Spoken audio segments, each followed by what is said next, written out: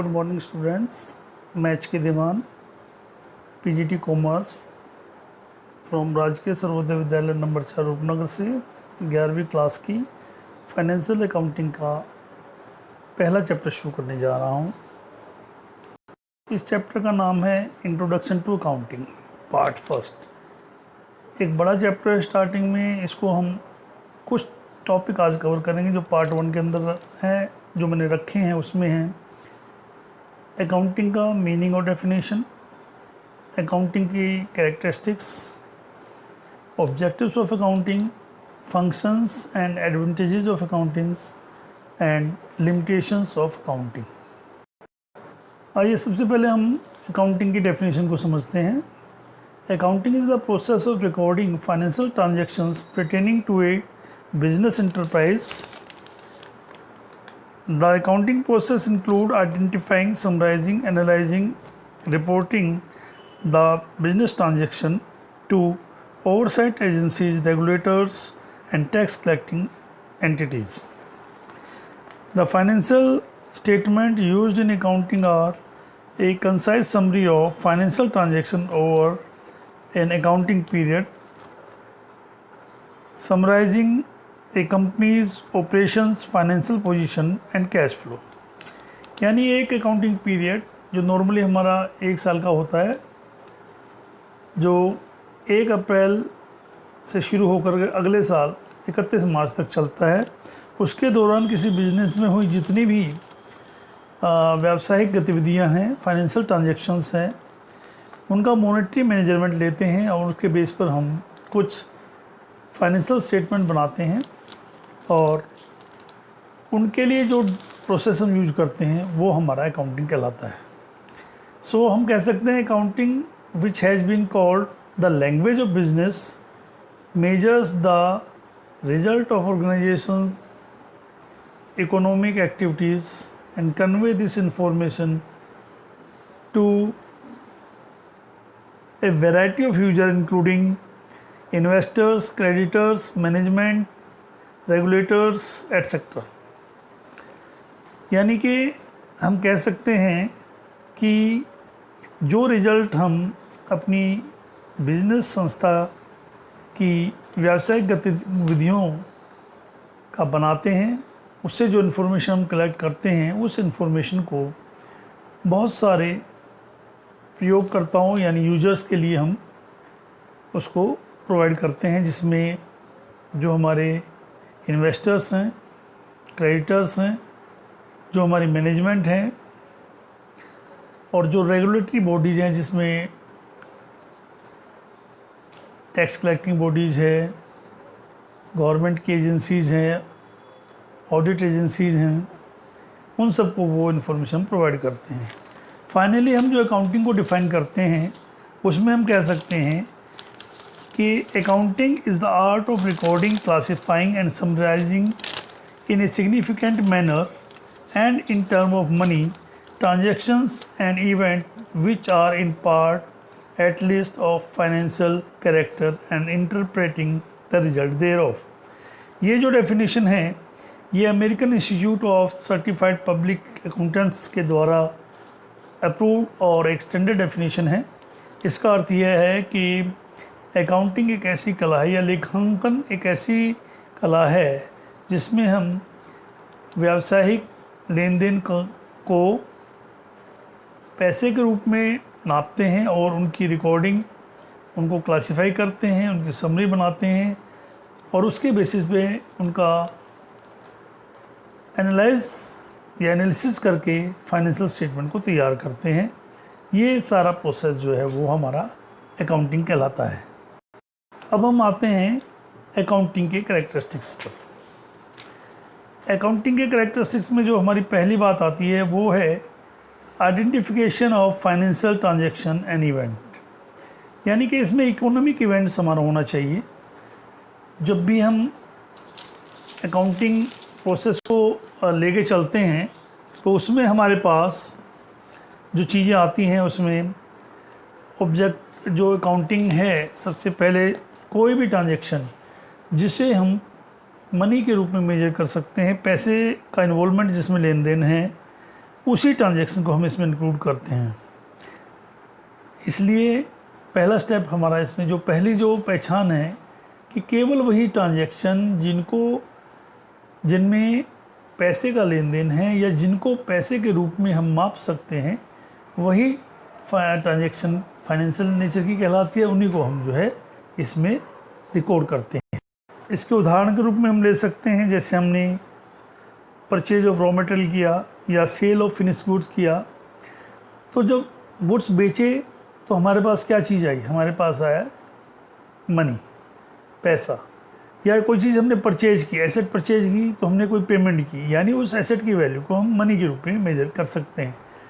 तो जो पहली विशेषता है या जो पहला कैरेक्टरिस्टिक्स है कि अकाउंटिंग में वही ट्रांजैक्शंस हम इंक्लूड करते हैं जिनको हम पैसे के रूप में मापन उनका हम कर सकते हैं, मॉनेटरी टर्म में हम उनको रिफ्लेक्ट कर सकते हैं।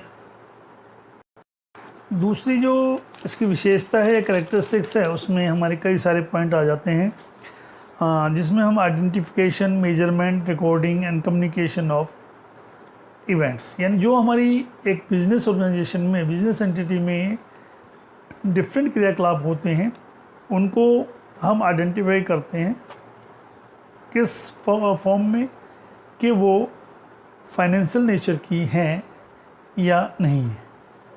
उन्हीं को हम यहाँ लेते हैं, इंक्लूड करते हैं, मेजरमेंट करते हैं, उसकी मॉनेटरी वैल्यू क्या है, उसके बाद हम रिकॉर्डिंग करते हैं और कम्युनिकेशन करते हैं। इनको हम इंडिविजुअली 3 विशेषताओं में भी ले सकते हैं कि रिकॉर्डिंग भी किसकी विशेषता कैरेक्टरिस्टिक्स है हमारे अकाउंटिंग का, क्लासीफाइंग भी एक इसकी विशेषता है, measurement of business transaction to money is also a characteristics, and summarising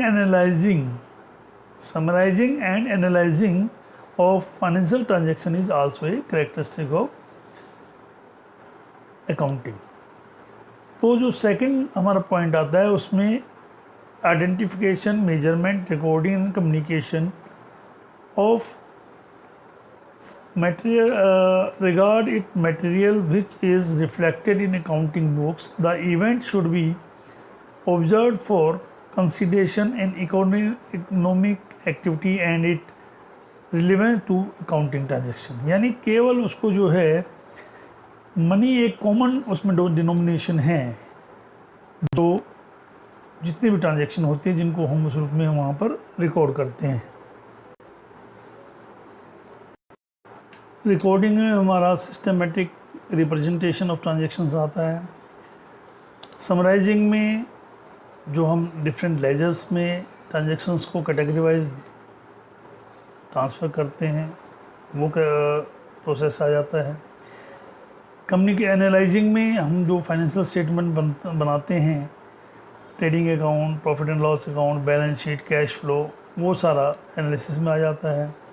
और कम्युनिकेशन में जो इन्फॉर्मेशन हम फाइनल जो अकाउंट बनाने के साथ नोट्स टू अकाउंट बना करके पब्लिकली हम उससे पब्लिश करते हैं, वो हमारा लास्ट पार्ट इसका होता है कम्युनिकेशन। नेक्स्ट कैरेक्टरिस्टिक्स है ऑर्गेनाइजेशन। इट मीन्स कि the entity which perform the business activity can be organized by choosing appropriate form of organization.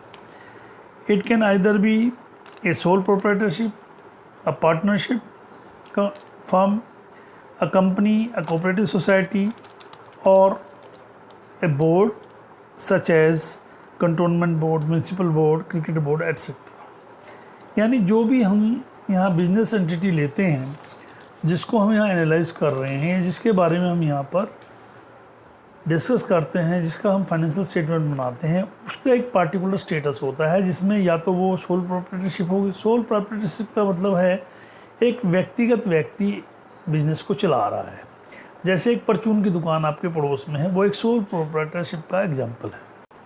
Partnership firm जब 2 या 2 से ज़्यादा लोग मिल कर के एक बिजनेस को चलाते हैं और लाभ और हानि को एक अनुपात में आपस में शेयर करते हैं, पार्टनरशिप फर्म कहलाती है। कंपनी एक्ट के तहत जो बिजनेस का फॉर्म होता है वो कंपनी फॉर्मेशन कहलाता है। इसी तरह से जो कोऑपरेटिव सोसाइटीज़ है या सोसाइटी के फॉर्म में जो हमारी फर्म होती है वो हमारा कोऑपरेटिव सोसाइटी कहलाती है। इसी तरह से बोर्ड है, जैसे कि एग्जांपल आपके सामने क्रिकेट बोर्ड वगैरह कर लिया, तो ये एक पार्टिकुलर स्टेटस प्रोवाइड करती हैं। ये भी एक अकाउंटिंग की विशेषता है। फिर है इंटरेस्टेड यूजर्स ऑफ इंफॉर्मेशन, यानी कि अकाउंटिंग के इंटरेस्टेड यूजर्स हैं। जो अकाउंटिंग इंफॉर्मेशन है उसके अगर यूजर्स नहीं होंगे तो वो यूजलेस है हमारी इंफॉर्मेशन। क्यों कि अकाउंटिंग हम किसके लिए कर रहे हैं? एक तो हम अपने रिकॉर्ड को सिस्टमेटिक रूप में रिप्रेजेंट करने के लिए, दूसरी चीज़ कि हमारी जो मेमोरी है उसको रिप्लेस करता है, क्योंकि हमारे सभी जो ट्रांजैक्शन हो रही हैं हम उसको बराबरी याद नहीं कर सकते। रिकॉर्डिंग के ज़रिए हम उसको बुक्स में रिकॉर्ड करते हैं, एक सिस्टमेटिक वे में, क्रॉनिकल ऑर्डर में वो हमारे पास रिकॉर्ड रहता है। दूसरी तरफ पिछले साल की या हर क्वार्टर में हम कितना प्रोडक्शन कर रहे हैं, कितना हमने रॉ मटेरियल ख़रीदा था, कितना हम उस पर जो है प्रॉफिट अर्न कर रहे हैं, एक क्वार्टर का दूसरे क्वार्टर से, एक ईयर का दूसरे ईयर से, एक फर्म का दूसरे फर्म से, ये जो कंपैरिजन है ये हमारी अकाउंटिंग के ज़रिए जो इन्फॉर्मेशन या जो फाइनेंशियल स्टेटमेंट प्रोवाइड होती है उसके ज़रिए होता है। और वो इन्फॉर्मेशन किसके लिए होती हैं? यूजर्स के लिए। यूजर हमारे दो तरह के होते हैं, एक्सटर्नल और इंटरनल यूजर्स। तो अकाउंटिंग की एक विशेषता है कि वो जो है यूजर्स के लिए इन्फॉर्मेशन प्रोवाइड करती है। यूजर्स जो है, इंटरनल यूजर्स में क्या हो सकते हैं? हमारा ओनर है जिसने पैसा बिजनेस में लगा रखा है, जो हमारे शेयर होल्डर्स हैं कंपनी के लिए, या जो हमारे एम्प्लॉई हैं, जो हमारी मैनेजमेंट है, ये सभी जो हैं इंटरनल यूजर्स, क्योंकि ये फर्म के अंदर बिलोंग करते हैं। जो हमारे बैंक है जो हमें लोन दे रहे हैं, या जो क्रेडिटर्स हैं जो हमें उधार दे रहे हैं, या जो टैक्स कलेक्टिंग बॉडीज़ हैं, गवर्नमेंट एजेंसीज़ हैं, वो हमारे एक्सटर्नल यूजर्स हैं। तो अकाउंटिंग इंफॉर्मेशन के दो तरह के यूजर्स हैं। तो ये भी एक अकाउंटिंग की विशेषता है कि जो इन्फॉर्मेशन है that is used by different type of bodies, and those using bodies are categorized in two categories, internal users and external users. Next जो हमारा टॉपिक अब आता है, इसमें आता है objectives of accounting. Objective of accounting में सबसे पहले हमारा आता है maintaining the record in a systematic manner, यानी कि पहला ऑब्जेक्टिव हमारा ये होता है कि अकाउंटिंग प्रोसेस के ज़रिए हम अपने जितने भी बिजनेस ट्रांजैक्शंस हैं उसको एक प्रॉपर ऑर्डर में क्रॉनिकल रूप में, क्रॉनिकल रूप का मतलब हुआ, क्रॉनिकल ऑर्डर का मतलब हुआ डेट वाइज हम सिस्टमेटिक वे में बुक ऑफ अकाउंट में रिकॉर्ड करते हैं। हमें कभी भी किसी भी समय किसी भी ट्रांजैक्शन को चेक करना है, हम उस कंसर्न डेट को बुक ऑफ अकाउंट में ट्रेस करके ये बता सकते हैं उस दिन इतना हमारा परचेज हुआ, इतना हमारा सेल हुआ, या ये हमारी फाइनेंशियल ट्रांजैक्शन उस दिन हुई थी। दूसरा जो ऑब्जेक्टिव है that is determining the profit और लॉस, यानी कि पर्टेन या ascertain the profit and loss. केवल अकाउंटिंग ही ऐसा प्रोसेस है जिसके माध्यम से हम ये रिजल्ट निकाल सकते हैं कि बिजनेस में जो हम ऑपरेशंस कर रहे हैं, जो हमारी एक्टिविटी, जो क्रियाकलाप हम बिजनेस के कर रहे हैं, उनके माध्यम से हम क्या प्रोडक्ट बना रहे हैं, कितना हम उससे लाभ कमा रहे हैं, या कितनी हम पर क्वार्टर या पर ईयर सेल को बढ़ा रहे हैं, कितना हमारा प्रॉफिट का शेयर बढ़ता है। तो अगर लॉस होता है उसकी कैलकुलेशन है तो वो भी हमारे फाइनेंशियल स्टेटमेंट के ज़रिए मिलती है। प्रॉफिट होता है उसके स्टेटमेंट के ज़रिए हमारे पास इंफॉर्मेशन आती है, और वो जो फाइनेंशियल स्टेटमेंट है वो बनती है हमारे अकाउंटिंग प्रोसेस के ज़रिए। अगर हम रिकॉर्डिंग नहीं करेंगे, रिकॉर्डिंग ऑफ ट्रांजेक्शन अगर हमारा नहीं होगा, तो हम कैसे ट्रेडिंग अकाउंट बनाएंगे, कैसे हम जो प्रॉफिट एंड लॉस अकाउंट बनाएंगे, कैसे बैलेंस शीट बनेगी। जब हमारे पास प्रॉफिट एंड लॉस स्टेटमेंट नहीं होगी तो हम प्रॉफिट एंड लॉस का जजमेंट कर नहीं सकते एट ए ग्लास। तो इसलिए अकाउंटिंग का एक मेन ऑब्जेक्टिव है to ascertain profit and loss. जो थर्ड ऑब्जेक्टिव है to determine the financial position. Financial position का मतलब है कि बिजनेस की पोजीशन क्या है। जो हमारी बैलेंस शीट है हम उसे पोजीशन स्टेटमेंट भी बोलते हैं, जिसमें हमारे दो चीज़ें इंक्लूड होती है, एक एसेट्स और दूसरा लायबिलिटीज़। यानी कितने हमारे पास एसेट्स हैं और कितनी हमारी लायबिलिटीज़ हैं, यानी हमारी कितनी पोजीशन स्ट्रॉन्ग है, कितना हम डेब्ट को पे करने के लिए सक्षम है। ये सारी इन्फॉर्मेशन हम बैलेंस शीट के जरिए एसेट्स और लायबिलिटी की पोजीशन देख करके समझ सकते हैं। जो चौथा ऑब्जेक्टिव है to provide information to the various users. जैसा हमने पहले भी अभी डिस्कस किया था कि अकाउंटिंग के अंदर जो फर्म के हैं इंटरनल और एक्सटर्नल दो तरह के यूजर्स होते हैं। हमारी अकाउंटिंग इन्फॉर्मेशन उनके लिए इम्पोर्टेंट होती है। एक एम्प्लॉई है, उसको सैलरी के साथ साथ जो भी इंसेंटिव मिलते हैं उनके लिए उसे पता होना चाहिए कि फर्म प्रॉफिट में जा रही है या लॉस में जा रही है। मैनेजमेंट को फ्यूचर पॉलिसीज़ बनाने के लिए इन्फॉर्मेशन चाहिए। जो ऑनर है, मालिक है, उसको जो उसने इन्वेस्टमेंट की हुई है, जो उसने पैसा लगा रखा है कैपिटल के रूप में, वो कितना लाभ उसको कमा के दे रहा है, उसके लिए उसको इन्फॉर्मेशन चाहिए। और जो हमें क्रेडिटर्स, बाहर के लोग हैं जो क्रेडिटर्स हैं, हमें गुड्स दे रहे हैं या हमें बैंक है जो लोन प्रोवाइड कर रहे हैं, वो हमारी फाइनेंशियल पोजीशन देखेंगे तभी हमें लोन प्रोवाइड करेंगे। अगर हमारी फाइनेंशियल पोजीशन ऐसी नहीं है कि हम लोन को रीपे कर सकें तो हमें लोन नहीं देंगे। तो ये इन्फॉर्मेशन उनके लिए भी बहुत इम्पोर्टेंट है। इसी तरह to assist the management future plan करती है, अगले ईयर के लिए बजट एलोकेशन करती है, किस हेड में कितना बजट चाहिए। तो डिफरेंट जो रिपोर्ट्स हम फाइनेंशियल स्टेटमेंट के जरिए बनाते हैं, डिफरेंट रेशोज कैलकुलेट करते हैं। जो प्रॉफिट एंड लॉस स्टेटमेंट या पोजीशन स्टेटमेंट हमारी होती है उसके बेसिस पे, या जो हमारे नोट्स जो अकाउंट होते हैं उसके बेसिस पर मैनेजमेंट फर्दर फ्यूचर प्लान बनाती है ताकि नेक्स्ट ईयर में हम कितना पैसा किस साइड में लगाएं, जिसके माध्यम से हम अपने प्रॉफिट को बढ़ा सकते हैं या अपनी एक्टिविटी को आगे बढ़ा सकते हैं। ऑब्जेक्टिव्स के बाद अब हम आते हैं फंक्शंस ऑफ अकाउंटिंग के। अकाउंटिंग प्रोसेस के फंक्शन क्या है। जो हमारे फंक्शन हैं उसमें सबसे पहले आता है maintaining systematic accounting records.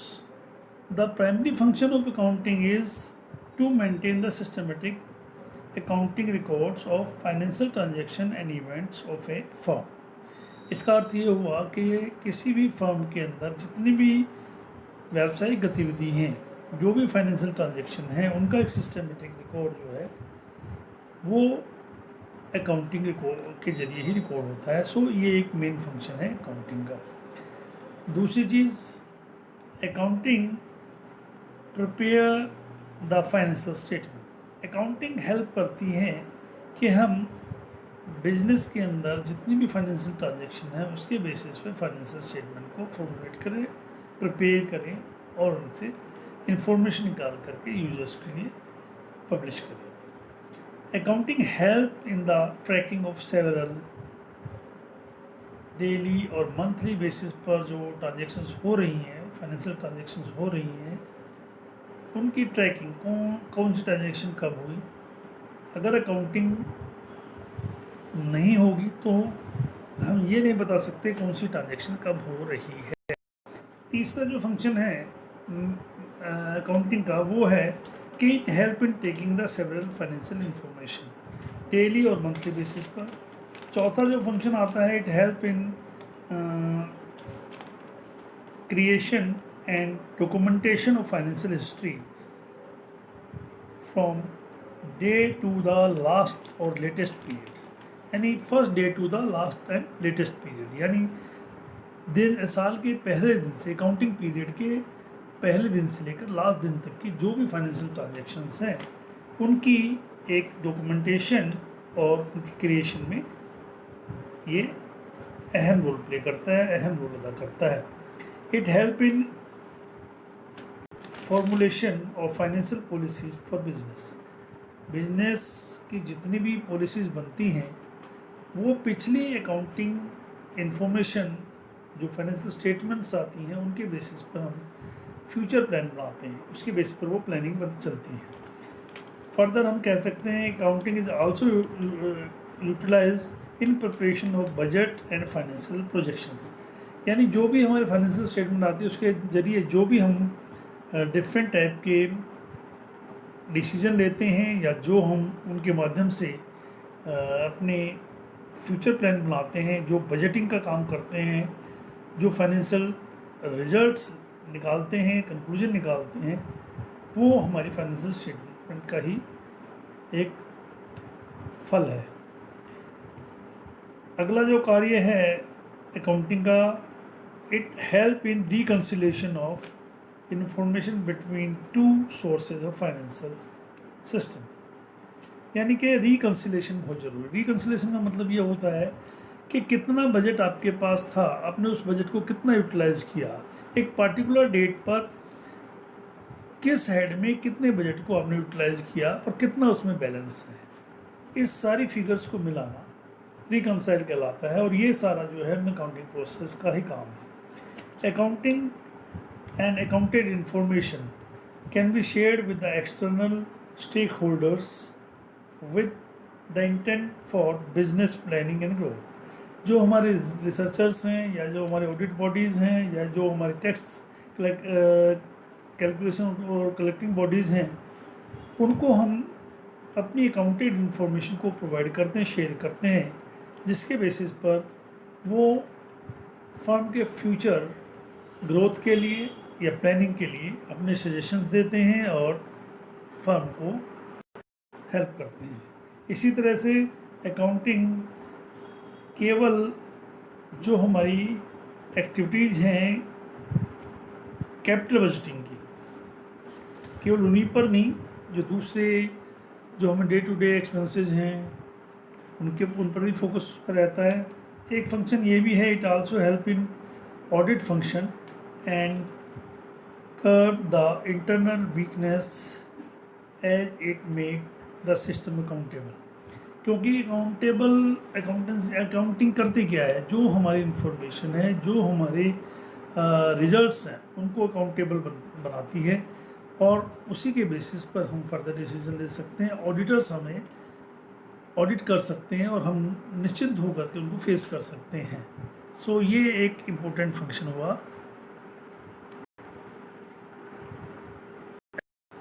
Accounting के जरिए ही हम अपनी पर्सनल एक्सपेंसेस को और जो कॉर्पोरेट एक्सपेंसेस हैं उनको सेपरेट अकाउंट में लेते हैं ताकि वो इंटरमिक्स ना हो जाए। उससे हमारा प्रॉफिट का कैलकुलेशन पर इफेक्ट आता है, हमारी फर्म के डे टू डे जो बिजनेस ऑपरेशंस है उस पर इफेक्ट आता है। सो जो कॉम्प्रिहेंसिव अकाउंटिंग सिस्टम है उसी के माध्यम से हम जो हमारी पर्सनल एक्सपेंसेस होते हैं बिजनेस में, कई बार हम पर्सनली अपनी कुछ चीज़ें यूज करते हैं, और जो कॉर्पोरेट एक्सपेंसेस है उनको कैटेगरी वाइज डिवाइड करती है, उसको अलग अलग करती है, जिसके बेसिस पे हम प्रॉफिट की रियल वैल्यू को समझ सकते हैं या कैलकुलेट कर सकते हैं। इसी तरह कोई बिजनेस या ऑर्गेनाइजेशन डिफरेंट अपनी एनुअल रिपोर्ट्स बनाती हैं और अलग अलग बुक ऑफ अकाउंट्स के रिकॉर्ड के ज़रिए अपनी इंफॉर्मेशन को पब्लिश करती है। सो वो तभी संभव है जब हमने अकाउंटिंग को प्रॉपर्ली किया हुआ है। अगर हम अकाउंटिंग के प्रोसेस में कहीं हमारी कोई लैकिंग होती है तब हम जो है इस काम को करने में असमर्थ होंगे। इसलिए अकाउंटिंग का एक फंक्शन ये भी है कि वो जो हमारे डिफरेंट अकाउंट्स हैं उनके ज़रिए जो एनुअल रिपोर्ट्स हैं उनको का बेस प्रोवाइड करता है। सो हम कह सकते हैं ये जो डिफरेंट फंक्शंस है अकाउंटिंग के, इसके माध्यम से हम जो हमारी बिजनेस ऑर्गेनाइजेशन है उसको सफलतापूर्वक आगे बढ़ा सकते हैं। अब हम आते हैं एडवांटेजेस ऑफ अकाउंटिंग। और एडवांटेजेस ऑफ अकाउंटिंग में जो मेन चीज़ें हमारी आती हैं that is maintenance of business record.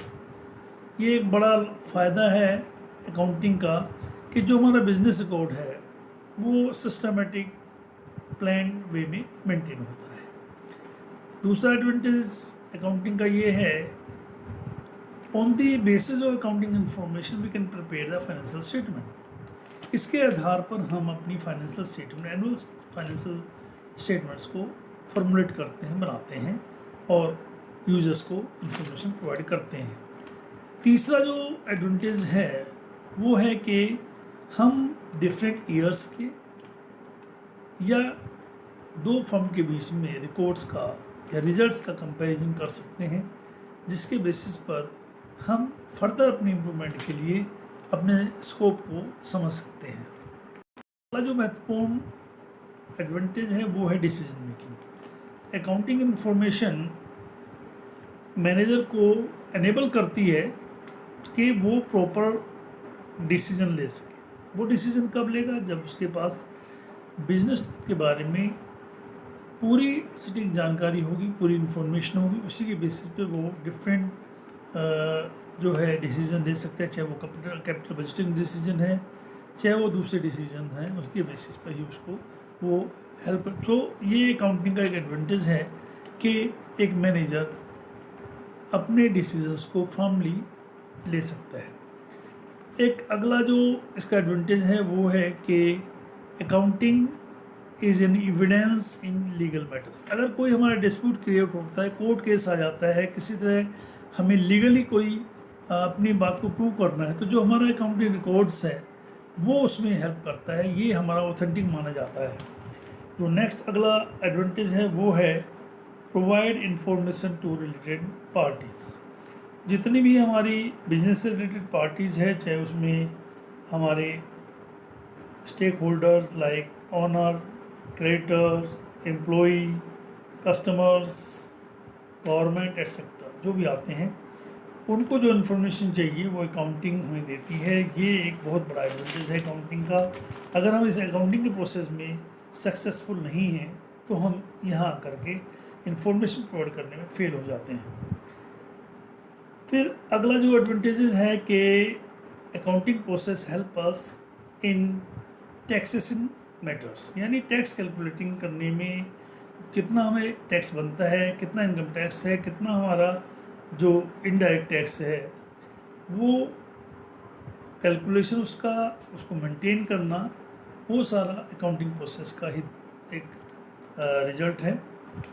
फिर बिजनेस की अगर हमें वैल्यूएशन करनी है तो ये भी एक अकाउंटिंग का ही रिजल्ट है। उसके माध्यम से हमें पता चलता है हमारी बिजनेस की कितनी स्ट्रॉन्ग पोजीशन है। हम किसी बिजनेस को परचेज करना चाहते हैं तो हमें कितने हम उस पर उसकी वैल्यू लगा करके हम उसको परचेज कर सकते हैं। अपने बिजनेस को अगर हमें बेचना है या कुछ उसमें एक्सपेंड करना है तो आज जितनी वैल्यू इसके अकॉर्डिंग हमने आगे फ्यूचर में कितना उस पर इन्वेस्ट करना है।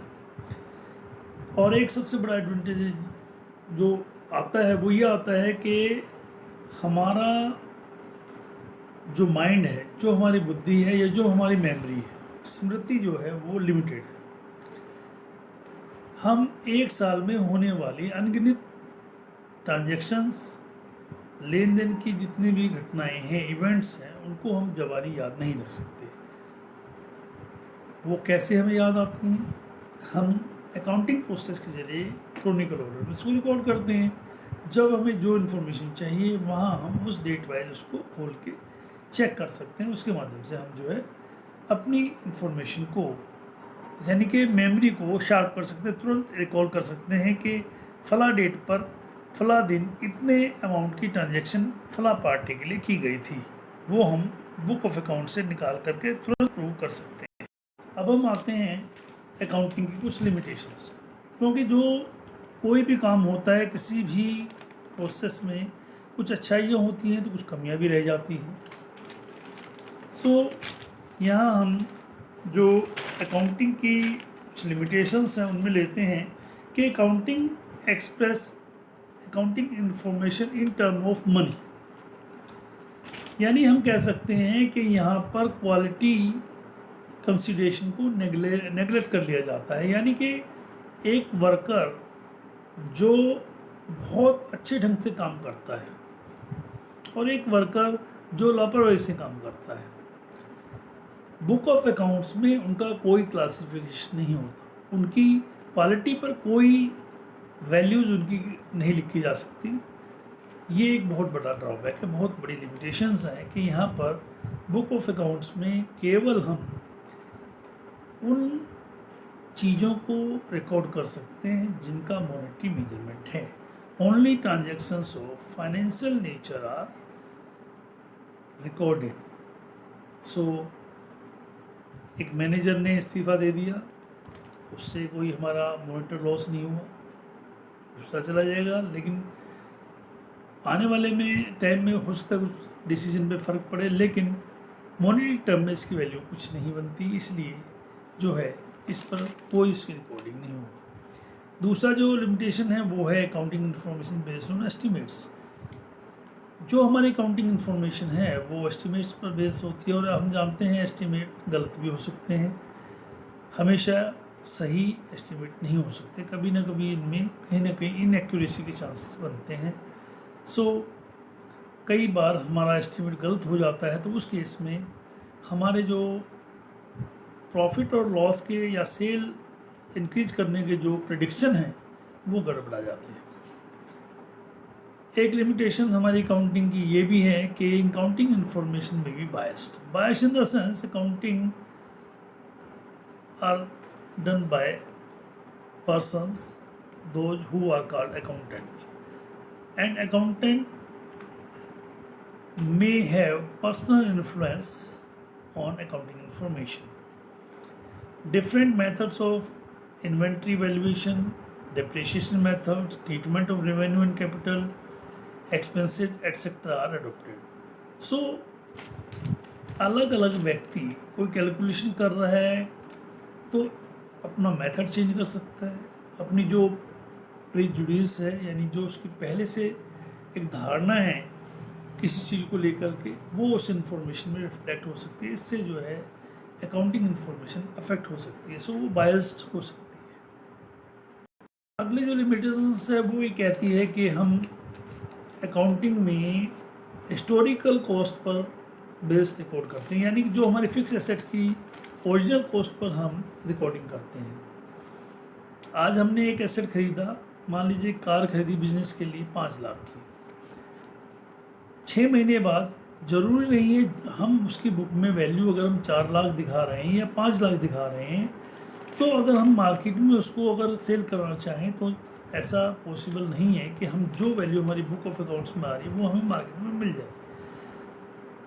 और there is always a difference between the original cost and the current replacement cost of the fix asset. किसी भी फिक्स एसेट की करंट रिप्लेसमेंट कॉस्ट में और उसकी हिस्टोरिकल कॉस्ट में या जो ओरिजिनल बुक कॉस्ट है उसमें डिफरेंस होता है, और ये change of replacement value and original value, इसका जो बैलेंस है अगर वो अकाउंटिंग इन्फॉर्मेशन में इंक्लूड नहीं किया जाए तो अकाउंटिंग इन्फॉर्मेशन रियलिस्टिक फॉर्म में कई बार नहीं आती। एक बहुत बड़ी लिमिटेशन है मैनिपुलेशन ऑफ अकाउंट। अकाउंटेंट बहुत सारे फैक्ट्स में मैनिपुलेट कर सकते हैं। विंडो ड्रेसिंग इसको हम कहते हैं कि यानी कि विंडो ड्रेसिंग की संभावना है, यानी जो हमारे अकाउंटेंट है वो हमारी अकाउंटिंग इन्फॉर्मेशन को अल्टर कर सकते हैं। अकाउंटेंट या मैनेजमेंट अपने फ़ायदे के लिए अकाउंटिंग इन्फॉर्मेशन को मैनिपुलेट कर सकते हैं जिससे यूजर्स को मिसगाइड किया जा सकता है। और जो एक लास्ट और बड़ी जो हमारी इन्फॉर्मेशन है या जो हमारी लिमिटेशन है वो ये है कि money as a measurement unit changes its value, यानी कि जो हमारी एक सोल वहाँ पर चीज़ है वो है मनी, उसी के रूप में हम हर बिजनेस ट्रांजैक्शन को तोलते हैं, नापते हैं। तो जो स्टेबिलिटी है वो मनी के वैल्यू में जो स्टेबिलिटी है वो पॉसिबल नहीं है। Accounting information will not show the true position of business if price level changes are not considered. अगर प्राइस लेवल चेंजेस को हम इंक्लूड नहीं करेंगे तो जो हमारी अकाउंटिंग इन्फॉर्मेशन है वहाँ से हमें रियलिस्टिक वैल्यू नहीं निकल करके आएंगी, और वहाँ हम जो है कहीं ना कहीं इस रूप में पिछड़ सकते हैं, कहीं हम उस वर्ल्ड में रह सकते हैं। ये हमारा चैप्टर फिनिश होता है। इसमें जो हमने चीज़ें इंक्लूड की वो रही डेफिनेशन, फिर हमने उसकी कैरेक्टरिस्टिक्स, ऑब्जेक्टिव्स, एडवांटेजेस, फंक्शंस और लिमिटेशंस। ये थ्योरेटिकल पार्ट है जो ज़रूरी है। थ्योरी बेस पर हम पहले अकाउंटिंग को 11th क्लास में पढ़ेंगे। उसके बाद कुछ टॉपिक, कुछ डेफिनेशंस, कुछ बेसिक अकाउंटिंग टर्म्स वगैरह इंक्लूड करने के बाद, उनको पढ़ने के बाद फिर हम उन्हें प्रैक्टिकल फॉर्म में डिफरेंट चैप्टर्स में यूज़ करेंगे। So this is your today's class and we'll meet in the next class.